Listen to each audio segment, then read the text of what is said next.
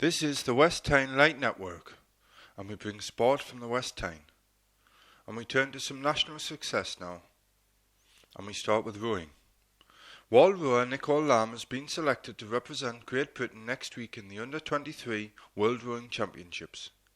The former Queen Elizabeth High School pupil, who won a gold, silver and bronze last year at the Australian Youth Olympic Festival, will compete in Varas, Italy. The championships run from this Wednesday until next Sunday, so very well done to her.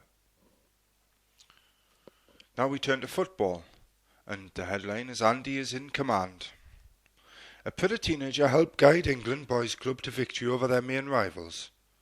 Andy Knott, 16, a member of last year's successful Pritter Youth Club Under-17 Red side, starred in all three of his country's successes as they lifted the Four Nations trophy.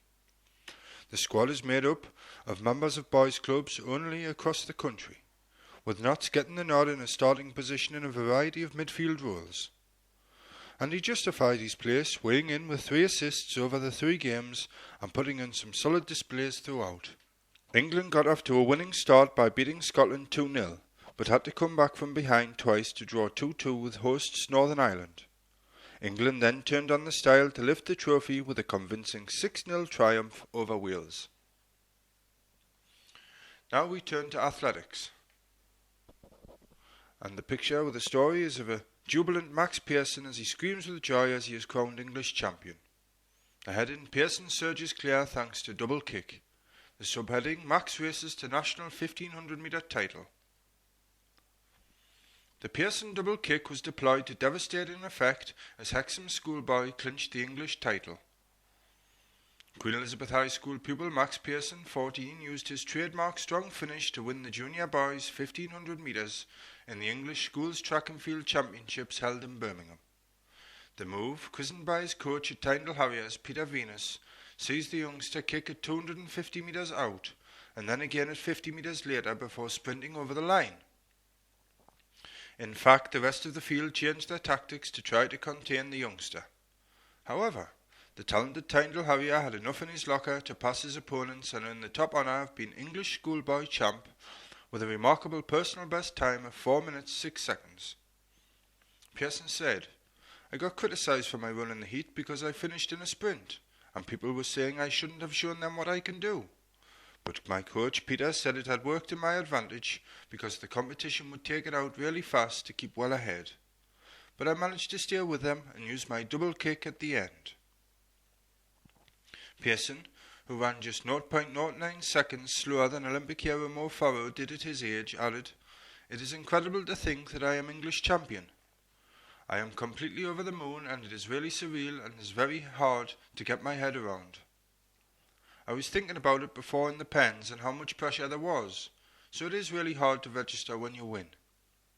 Pearson went into the championships fairly confident of doing well. Ranked in the top 10 in the UK in his age group at both 1500 and 800 metres, he won the inter-county title at 800 metres last month. His confidence was inflated by coach Venus, who has spent extra time with Pearson to prepare for the championships. The teenager full of praise for the largely successful approach the net-head man takes. Pearson said, "My fastest time in the 1500 metres was 4.14, but Peter told me about a month ago that I would go under 4.07 this year. I didn't believe him and I was sceptical because I was aiming under 4.10, but he is definitely doing something right and he has helped me get some incredible times. Everything Peter does is so well calculated and methodical, and many other coaches wouldn't have had such a positive attitude. He now looks like a genius." The future is bright for the teenager who is setting the UK alight with his times across a number of events. For his age, he is ranked number 1 in both the 1500 metres and the 1 mile, and is currently at number 3 in the 800 metres after a stint at top spot this year. After just 1 race this season, he is 8th in the 3000 metres, but he is hoping to improve on that in the up-and-coming Northerns. "I am entering the 3K in the Northerns and the 800 metres at the Nationals, and I'm just going to keep seeing what distance I'm more suited for. For years my dad said I'd be an 800 metre runner, but I don't think I might have a better balance for the 1500 metres, so I really don't know." There was other representation from Tyndall too, with Ponteland girl Lauren Beals finishing second in her heat to make the final of the junior girls 75 metres hurdles, where she finished 7th. In the same event, Eleanor Colmer failed to fully shake off an injury and was unable to make the final despite a valiant run.